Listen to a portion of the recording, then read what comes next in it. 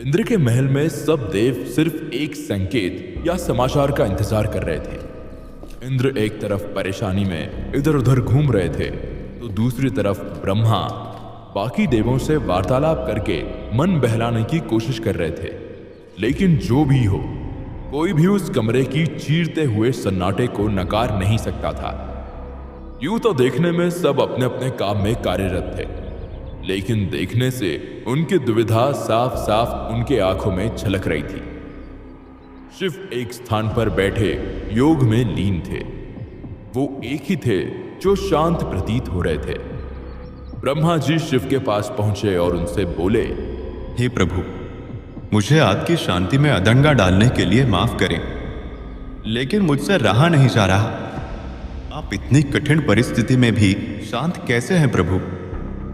क्या आपका मन विचलित नहीं होता? क्या भय, क्रोध और डर जैसी भावनाएं और वासनाएं आपके शरीर से विलग है?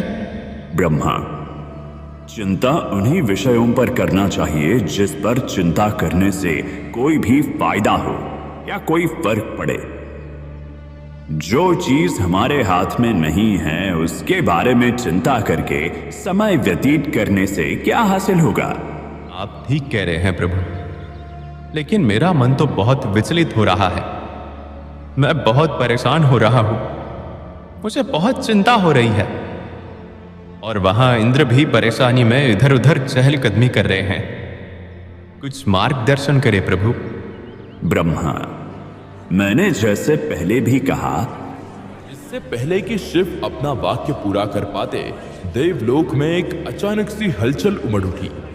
ऐसा लग रहा था कि कोई अनहोनी घटना हो गई हो। ब्रह्मा ने शिव की ओर मुड़कर बोला, शायद तारका ने आक्रमण कर दिया है। नहीं ब्रह्मा, यह तारका नहीं, यह चहलकदमी खुशी के कारण हो रही है।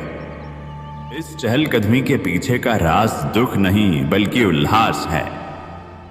देखो ध्यान से, क्या तुम्हें देवों की आंखों में उत्साह साफ साफ नहीं दिख रहा ब्रह्मा? धीरे धीरे लोगों से बनी एक दीवार के पीछे एक बड़ा और भयंकर असुर ब्रह्मा को आता हुआ दिखता है। वो उसे देखते ही समझ चुके थे कि अध्यक्ष अपने इस प्रयत्न में सफलता प्राप्त कर चुका था। धीरे धीरे अंतरा शिव के पास चलकर आया और उसने शिव के कदमों पर गिरकर उन्हें साष्टांग दंडवत प्रणाम किया। आंखों में आंसू लिए और दिल में उमड़ती हुई भावनाएं लिए वो धीरे सुर में शिव को संबोधित करते हुए बोला, प्रभु, मैं आज अपनी जिंदगी को सफल मानूंगा। ये मेरी सालों की विनती और प्रयत्न का फल है कि आज मुझे आपसे खुद मिलने का अवसर प्रदान हुआ। प्रभु, मैं आज धन्य हो गया आपसे मिलकर। आपके चरण में मुझे शरण दे दीजिए प्रभु। उठो अंतरा, मेरा आशीर्वाद हमेशा तुम्हारे साथ है। उठो, मैंने तुम्हें यहां बहुत ही जरूरी काम से बुलवाया है। प्रभु, बताया था अध्यक्ष ने, मैं आपकी मदद अवश्य करूंगा प्रभु।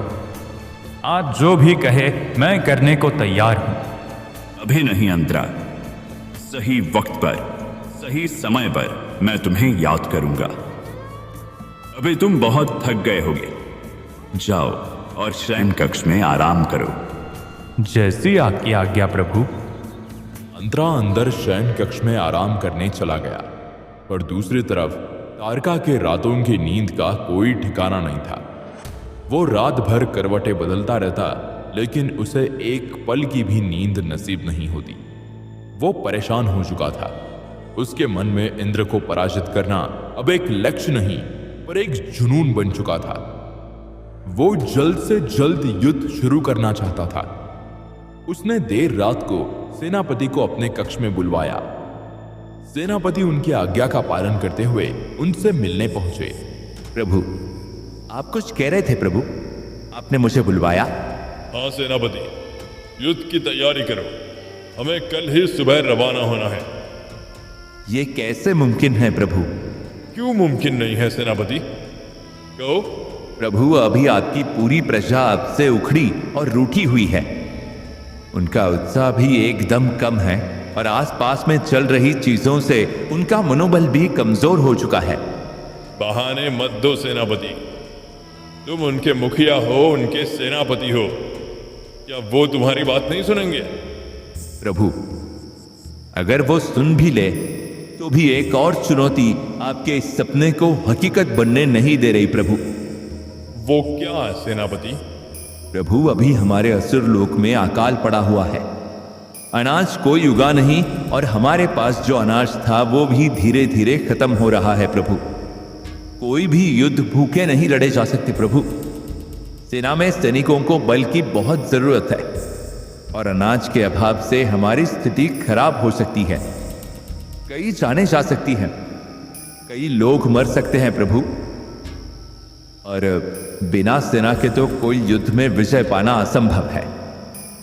हमें थोड़े और समय की जरूरत है प्रभु। हम अभी आक्रमण करेंगे तो हम अपनी ही मृत्यु को निमंत्रण देंगे, और ऐसा करना सिर्फ और सिर्फ मूर्खता होगी प्रभु। मैं नहीं जानता सेनापति, मेरे आदेश का पालन करो। अभी इसी वक्त इकट्ठा करो अपने सारे सिपाहियों को। हम कल नहीं, हम अभी निकल रहे हैं युद्ध करने। महल के बाहर भोर से पहले मुझे सब सैनिक वहां मौजूद चाहिए, समझ गए? यहां समय बहुत कम बचा था। देवों और असुरों को मिलके जो साबित करना था वो सिर्फ अभी इस उलटफेर के बीच में करना मुमकिन था। अंतरा को शिव ने वापस से महल में बुलवाया। जी प्रभु, आपने बुलवाया? हाँ अंतरा, तैयार हो जाओ। तुम्हें यहां से जल्दी ही रवाना होना पड़ेगा।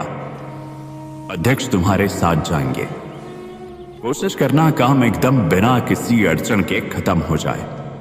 जी प्रभु। भोर का समय आया। सेनापति ने सब सैनिकों को महल के बाहर इकट्ठा किया।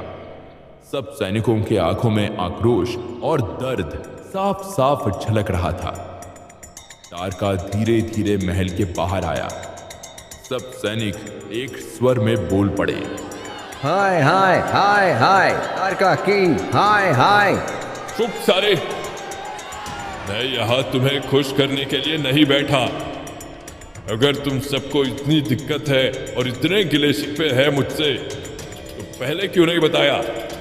अब देखो, हमारे पास समय बहुत कम है। हमें युद्ध पे जाना है और ये युद्ध बेहद जरूरी है। लेकिन बिना अनाज के प्रभु युद्ध कैसे होगा? मतलब लड़ेंगे? से पहले कि वो अपना वाक्य खत्म कर पाता, एक तलवार उसके चेहरे के आर पार हो गई। तारका ने उस पर अपनी तलवार फेंक दी और उसे मृत्यु के द्वार उतार दिया। उसका सर धड़ से अलग हुआ और वो धीरे धीरे जमीन पर बेजान होकर गिर पड़ा। सब सैनिकों ने अपने गिरे हुए साथी की तरफ देखा और आक्रोशित होकर चिल्लाए, नहीं रुकेंगे, नहीं रुकेंगे, नहीं रुकेंगे, नहीं रुकेंगे। तुम लोग समझते क्यों नहीं हो? तानाशाही नहीं चलेगी, नहीं चलेगी, नहीं चलेगी। सेनापति। सैनिक ये बोलते हुए धीरे धीरे तारका की ओर कदम बढ़ा रहे थे। दूसरी तरफ अध्यक्ष और अंतरा दोनों असुर लोक पर अपने कदम रख चुके थे और उन्हें यह आवाज सुनाई पड़ी। वो मुड़कर आवाज का पीछा करते हुए महल के बाहर पहुंचे, जहां उन्होंने तारका को हर तरफ से घिरा हुआ पाया। प्रभु, ये अनुचित हो जाएगा। आने दो सेनापति, मुझे मृत्यु का कोई डर नहीं। मेरे हिस्से में मृत्यु लिखी ही नहीं हुई है सेनापति, पर इनके जिंदगियों में तो वो होना निश्चित है। मैं इन सबको इनके निश्चित अंत तक पहुंचा दूंगा। प्रभु, ऐसा आप करेंगे और आपकी ताकत और काबिलियत पर मुझे जरा भी शक नहीं। पर प्रभु, ऐसा करने से आप ही के पास सेना नहीं बचेगी और बिना सेना के आप पराजित हो सकते हैं प्रभु। चलिए प्रभु, अंदर चलिए महल के, नहीं तो अनुचित हो जाएगा। जल्दी चलिए। सेनापति तारका को उसके मर्जी के विपरीत महल के अंदर ले जाता है। ये सब देख रहे अंतरा और अध्यक्ष अपनी जगह पर स्तब्ध खड़े हुए थे। अध्यक्ष ने अंतरा की तरफ मुड़कर बोला, समय हमारे पास कम है। इस पूरे सैलाब का हमें फायदा उठाना चाहिए। हमें जल्द से जल्द भगवान शिव का संदेश बलि तक पहुंचाना होगा।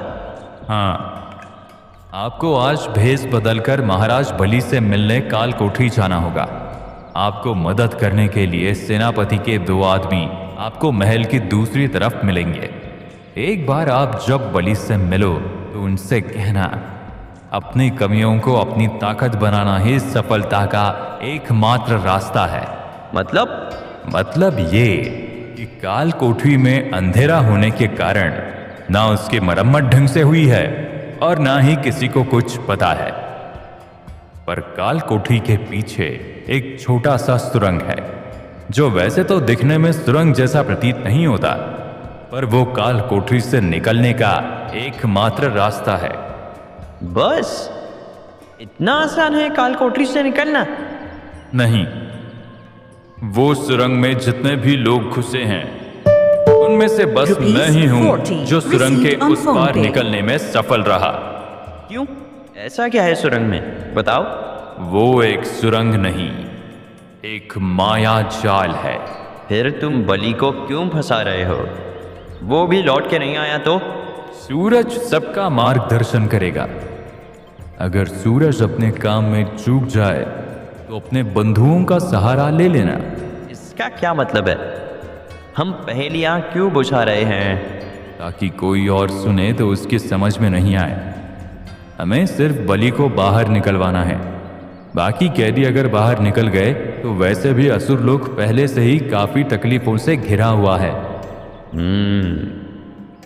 पर इसका मतलब क्या है? मतलब कि अगर कहीं खो जाए तो वो रास्ता चुनना जिससे रोशनी दिख रही हो, और अगर रोशनी नहीं दिख रही तो कंकाल तुम्हें सच और गलत की पहचान बता देंगे।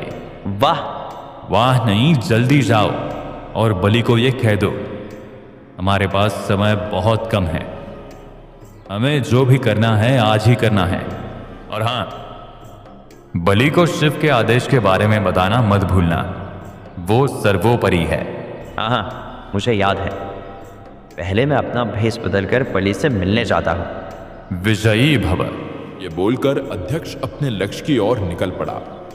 तारका और सेनापति वार्तालाप और चिंतन कर रहे थे।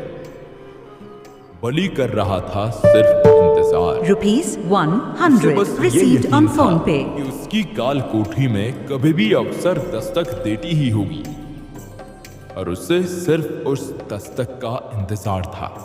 एक बार फिर ब्रह्मांड एक नाजुक मोड़ पर खड़ा हुआ था।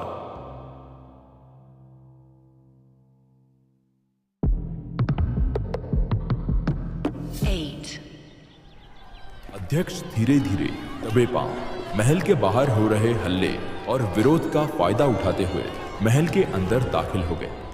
महल के अंदर ठीक अंतरा की बातों के अनुसार वहां अध्यक्ष को 2 लोग मिले, जिन्हें सेनापति ने सब कुछ समझाया हुआ था। वो दोनों अध्यक्ष को लेकर सीधे काल कोठरी के द्वार तक लेकर गए, जहां अध्यक्ष ने दस्तक दी और कहा, बलि, मैं शिव के आदेश से यहाँ आया हूं। मुझे अंतरा ने तुम्हारे पास कुछ खास मकसद से भेजा है। बलि, आप आ गए। मुझे आप ही का इंतजार था। पहले आप ये बताइए कि बाहर का माहौल कैसा है? सेना ने तारका का विरोध किया और अब ये आक्रोश रुका नहीं रुकेगा। ये लोग अब विरोध नहीं, विद्रोह कर चुके हैं।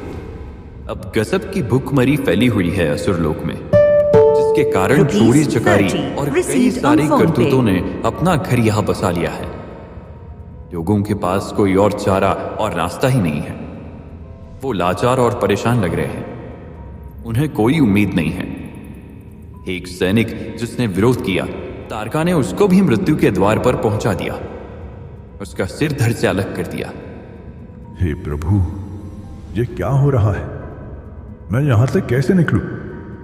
मुझे तात्काल प्रभाव से यहां से निकलना होगा। अध्यक्ष, क्या अंतरा ने आपको निकलने का रास्ता बताया? बताया तो जरूर, लेकिन मैं उससे पहले आपसे बहुत जरूरी बात करना चाहता हूं। क्या जरूरी बात है? कहो। मैं शिव का संदेश लेकर तुम्हारे पास आया हूं और ये मेरा कर्तव्य है कि मैं तुम तक ये संदेश पहुंचाऊं। शिव ने मुझे तुम्हें मदद करने से पहले ये 2 शर्तें तुम्हारे सामने रखने को कही थी, और अगर तुम शर्तें मानते हो और उन्हें निभाने का वादा करते हो, तभी और सिर्फ तभी तुम्हें मैं यहाँ से निकालने में मदद कर सकता हूँ। कहो जल्दी, क्या शर्तें हैं? पहली शर्त है कि यहाँ से निकलने के बाद तुम देवों का साथ दोगे तारका को हराने में। मैं देवों का साथ देने को तैयार हूँ। और दूसरी क्या शर्त है? दूसरी शर्त यह है कि चाहे कुछ भी हो जाए, इस युद्ध के बाद तुम सिर्फ असुर लोक संभालोगे और देवलोक पर हमला करने की भी नहीं सोचोगे। हाँ, ये शर्त भी मंजूर है। अब बताओ यहाँ से निकलने का क्या रास्ता है? पीछे तुम अपने नाक की सिद्ध में चलते जाओगे तो तुम्हें एक सुरंग महसूस होगा जो रोशनी ना होने के कारण तुम्हें नहीं दिख रहा। तुम बस अपने हाथों से दीवार पर हाथ रखकर महसूस करते जाओ, और जैसे ही तुम आगे बढ़ोगे वैसे ही तुम्हें वो सुरंग मिलेगा।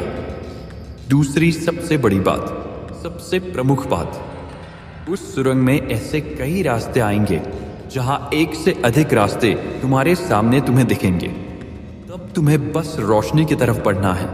सिर्फ सूरज ही तुम्हें राह दिखाएगा, और जब रोशनी से काम ना बने तो अपने साथियों की मदद लेना मत भूलना। जहां तुम्हें ज्यादा साथी मिले वो रास्ता नहीं लेना है। और ऐसे तुम जब आखिर में बाहर तक पहुंच जाओगे तब हम तुम्हें वहां से देवलोक लेकर जाएंगे और हम फिर युद्ध की तैयारी को अंजाम देंगे।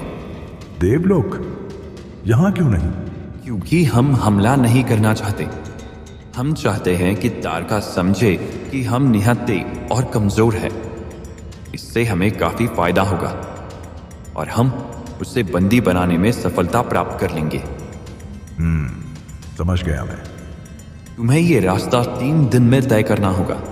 हम वहां 4 दिन तक तुम्हारा इंतजार करेंगे, लेकिन अगर तुम्हें 4 दिन से ज्यादा लगे तो फिर हम तुम्हें लिए बिना ही देवलोक लौट जाएंगे। हमारे पास उसके अलावा और कोई चारा नहीं बचेगा। तो जो भी करना, अपना रास्ता 4 दिन के अंतर्गत तय कर लेना। शिव आपको शक्ति दे और सफल होने का सारा आशीर्वाद भी आपके साथ बनाए रखे, यही मेरी उनसे प्रार्थना रहेगी। हाँ, मैं तुम्हें उस पार मिलूंगा 4 दिन बाद। मैं कल भोर होने पर ही यहाँ से निकलूंगा और वहां जल्द से जल्द पहुंचने की कोशिश करूंगा। यहाँ पर तारका को उसके खिलाफ चलने वाले एक साजिश का तो पता था, पर उसके पीछे होने वाली बड़ी साजिश और गठबंधन से वो अनजान था। वो क्रोधित होकर सेनापति से आज की घटी घटनाओं के बारे में बात करते हुए बोला, मेरे आदेश क्या कम पड़ गए थे? क्यों तुम्हारी सेना तुम्हारे नियंत्रण में नहीं? अगर तुमसे ये काम नहीं होता है तो रहने दो सेनापति। ये पहली और आखिरी बार तुम्हें पराजित होने की इजाजत दे रहा हूं मैं। तुम्हारे पास 3 दिन हैं। जो भी बन पड़े करो। जिससे बात करनी है, जैसे बात करनी है करो। बस मेरी सेना को तैयार करो ताकि वो युद्ध में जाने के लिए तत्पर हो जाए।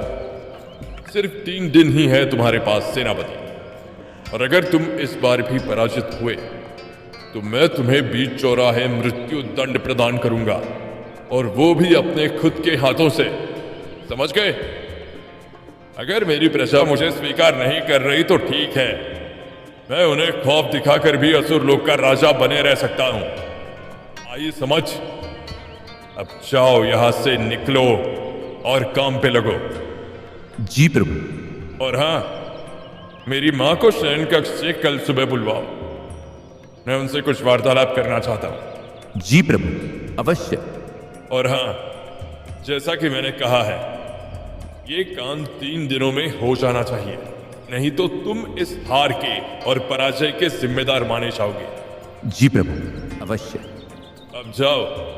और हां, सबसे कह देना कि मैं अपने शयन कक्ष में आराम कर रहा हूं और मैं चाहता हूं कि मुझे अकेला छोड़ दिया जाए।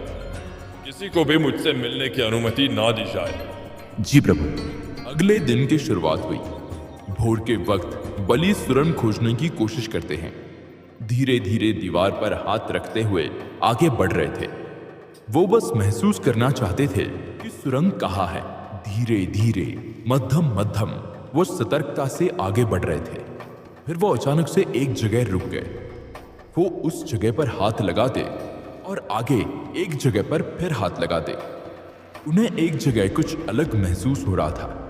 एक अलग तरह की नमी उन्हें दीवार पर महसूस हुई और उन्होंने अपने हाथ से ही जोर से वो नमी वाली जगह पर आक्रमण किया और जैसा कि अंतरा ने कहा था, वो दीवार में सुरंग दिखाई देने लगा। बिना समय व्यतीत किए बलि अंदर चले गए और पीछे से सुरंग को बंद कर दिया। वो अंतरा के बताए हुए मार्ग पर चल रहे थे। दूसरी तरफ सेनापति असमंजस में थे। सैनिकों के क्रोध को शांत करना और वो भी 3 दिनों में असंभव था। वो मुड़कर एक सैनिक को बोले, मैं जानता हूं तुम सब क्रोधित हो। क्रोधित नहीं, आक्रोश है। घिन आती है हमें इस नए राजा से। और आज तो इसने पूरी हदें पार कर दी, अपने ही सैनिक को मृत्यु लोक पहुंचा दिया। तुम क्रोधित मत हो। मैं समझ सकता हूं कि तुम्हें कैसा लग रहा है, और यकीन मानो मुझे भी बिल्कुल वैसा ही लग रहा है। वो सैनिक भी तो मेरा साथी था ना। पर क्या? मैं कैसे मान लूं कि आपको फर्क पड़ता है? दोस्त तो मेरा शहीद हुआ है और आपने तो तारका को एक वाक्य क्या, एक शब्द भी नहीं कहा। अरे मैं क्या कहता, तुम खुद ही बोलो। हाँ, मैं क्या कहता कि प्रभु जनता आपको राजा के रूप में स्वीकार नहीं कर पा रही है, ये कहता मैं उनसे। बोलो। प्रभु, पर आप कुछ तो करने की कोशिश करते। आपका सैनिक आपके सामने मारा गया और आपने, मुखिया होने के नाते, क्या आपका उसके प्रति कोई फर्ज नहीं बनता?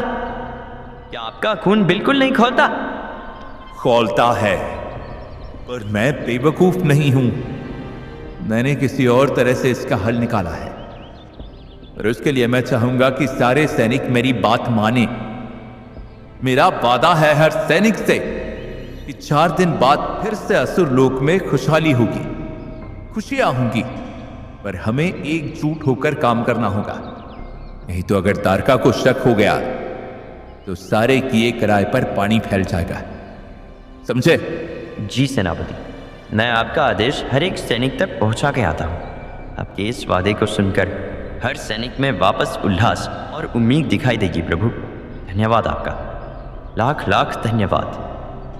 समय गुजरता गया। अगली सुबह हुई। तारका के आदेशानुसार वसुरंगी तारका के शयन कक्ष में पहुंची।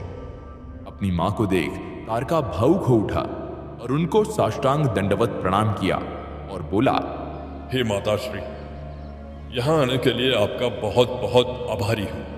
क्या हुआ तारका, तुम इतने परेशान? सब ठीक तो है ना बेटा?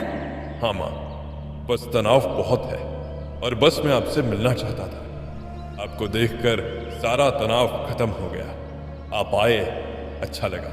बेटा, चाहे तुम मुझे मत बताओ, लेकिन मैं तुम्हारी माँ हूँ। तुम्हारी बातें बिना बोले ही समझ लेती हूँ। मुझे मालूम है कि तुम्हें मेरे तजुर्बे या मेरे किसी भी मदद की ज़रूरत है, इसलिए मैं सिर्फ एक ही पंक्ति बोलूँगी। तुम्हें जो भी प्यार करते हैं, चाहे वो तुम्हारे रिश्तेदार हो, माँ बाप हो या फिर तुम्हारी प्रजा, कभी भी उनके प्यार को बेकार नहीं समझना चाहिए। जो ऐसा करता है वो इन रिश्तों के साथ अपने खुशियों की भी आहुति अक्सर दे देता है। हाँ माँ, मैं याद रखूंगा। सेनापति। जी प्रभु, कहिए, मेरे लिए कोई काम? जाओ, माँ को उनके शयन कक्ष में छोड़ा। मैं भी अब थोड़ी देर आराम करना चाहूंगा। जी प्रभु, मैं आपको अकेला छोड़ देता हूँ। कोई भी काम होगा तो जरूर याद करिएगा प्रभु। 3 दिन बचे थे। ये 3 दिन दोनों बलि और सेनापति के लिए बेहद महत्वपूर्ण थे। अगर बलि समय पर कालकोठरी से निकल पाया, तभी सेनापति भी अपने सैनिकों को दिए हुए वादे को पूरा कर पाता। समय बहुत कम था और कोई भी नहीं जानता था कि यह युद्ध किस करवट मोड़ लेगी। तारका की परेशानी का भी कोई जवाब नहीं था। अपने आप को इस स्थिति में देख पाना उसके खुद के लिए बेहद दुख की बात थी। शिव और बाकी सब देव ये सब देवलोक से देख रहे थे, जैसे ये कोई शतरंज का खेल हो। अगर युद्ध को शतरंज का खेल माना जाए तो देव इस बार एक कदम आगे जरूर थे।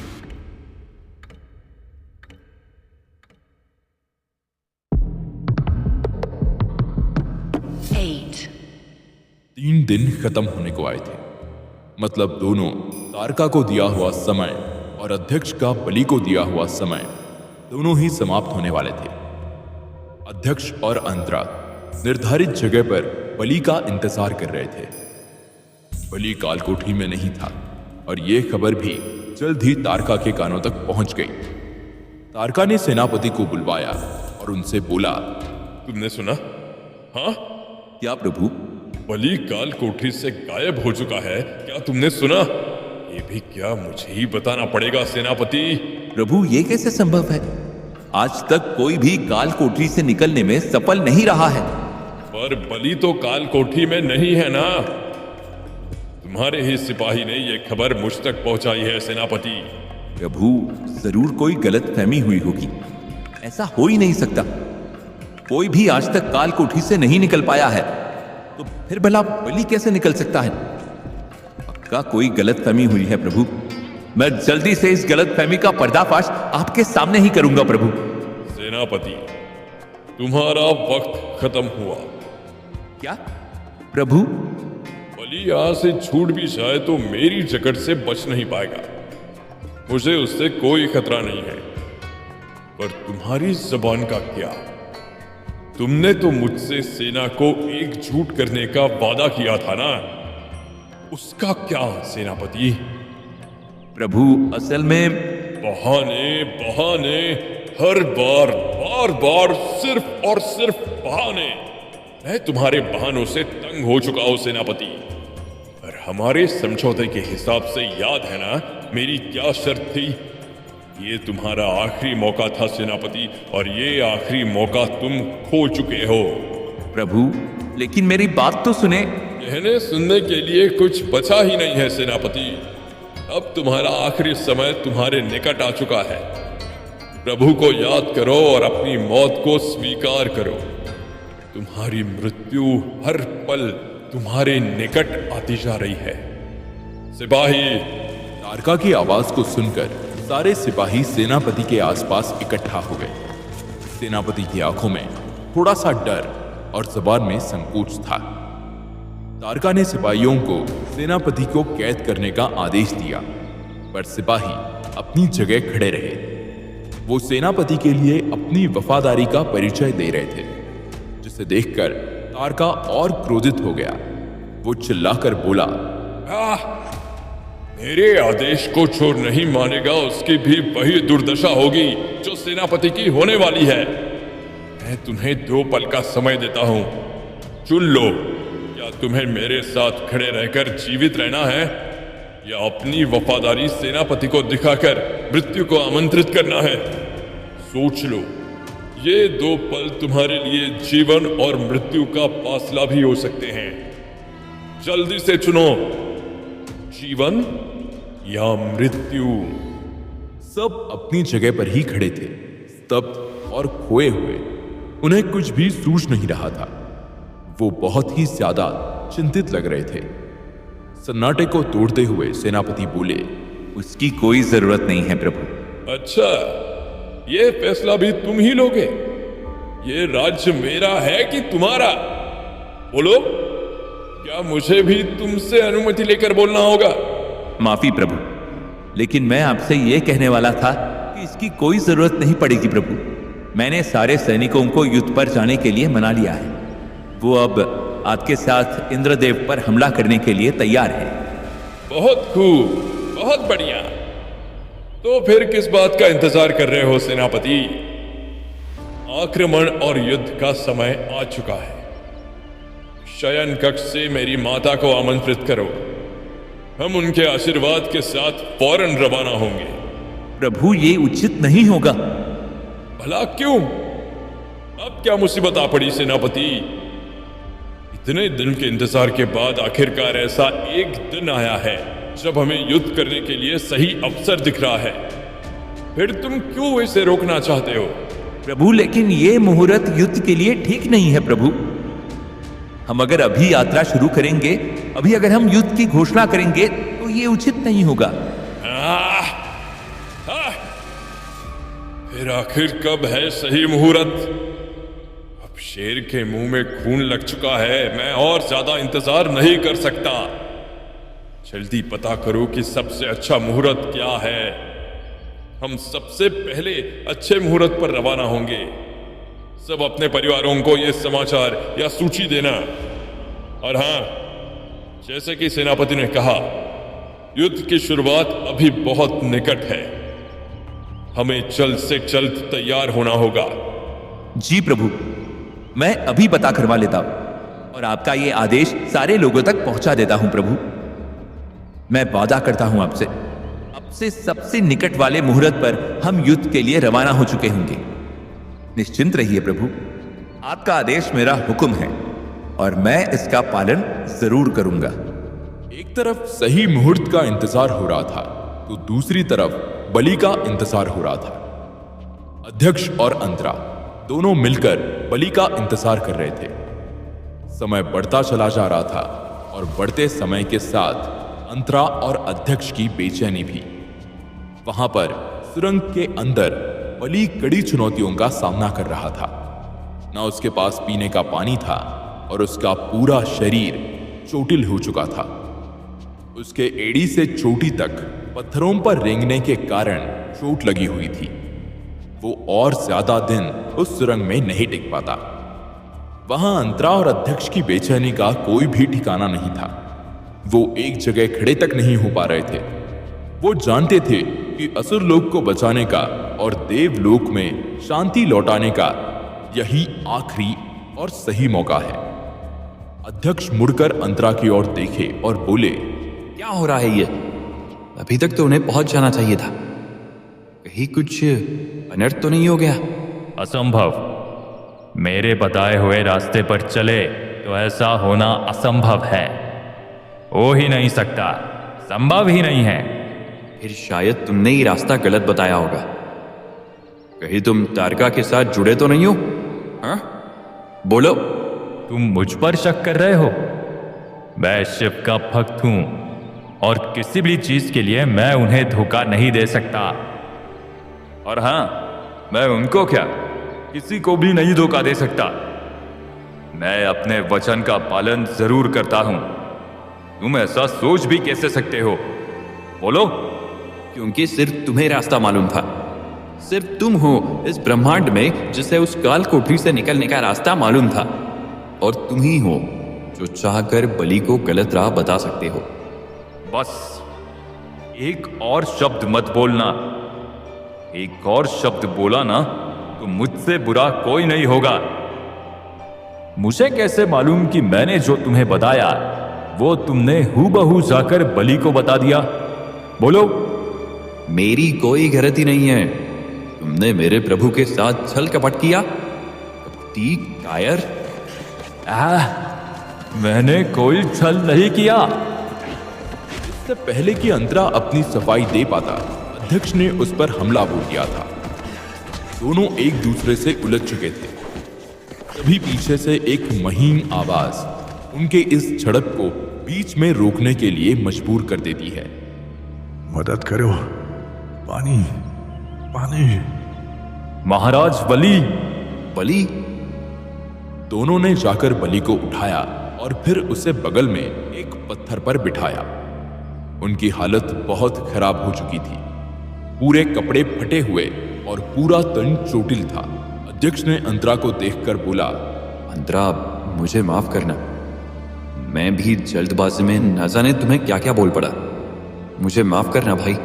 अभी ये सब बात करने का समय नहीं है अध्यक्ष। हमें बलि को लेकर जल्द से जल्द असुर लोक से निकलना होगा। हमारे पास समय बहुत कम है। ठीक कहा, यहां से निकलते हैं। अध्यक्ष और अंतरा बलि को लेकर देवलोक की ओर रवाना हुए। हिमावत के महल में पार्वती भी थोड़ी बड़ी हो रही थी। वो थोड़े बहुत शब्द बोलने लगी थी।